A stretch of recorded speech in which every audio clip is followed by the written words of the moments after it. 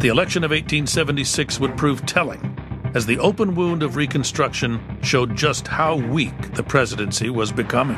The election of 1876 goes down as one of the most controversial in American history. Rutherford B. Hayes is a compromise candidate. He's seen as a thoroughly unacceptable but reliable Republican. He's running against a fellow named Samuel J. Tilden of New York. On election night, Tilden wins the popular vote. He's way ahead in the electoral vote, 184 to 165. But there are 3 southern states that are being contested. And those states are going to decide who's going to be the next president. For the first time since 1824, when John Quincy Adams defeated Andrew Jackson, the election would hinge on the electoral count, not the popular one. In the shadow of civil war, the result would prove especially precarious. The Democratic Party had seized control in all but 3 southern states, Louisiana, South Carolina, and Florida. In those 3 states, the election results were disputed. Were black votes really counted fairly? Was there election fraud? How many votes should come from each of these states?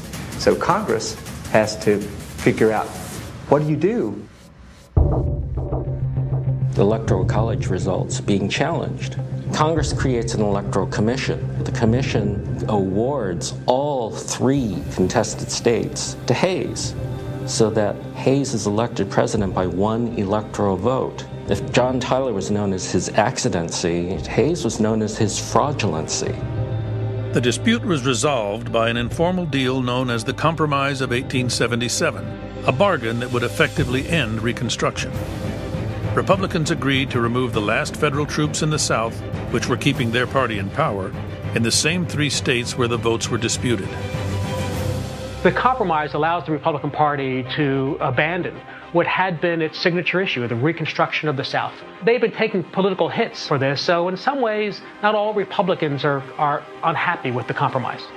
One reason why we have a number of very unassertive, drifting presidents is because of the memory of Andrew Johnson.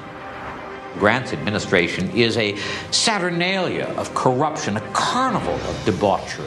It gives an idea of the caliber of men that you have in office. The result is, for many people, presidents are best when they stay nice and quiet and don't involve themselves in things.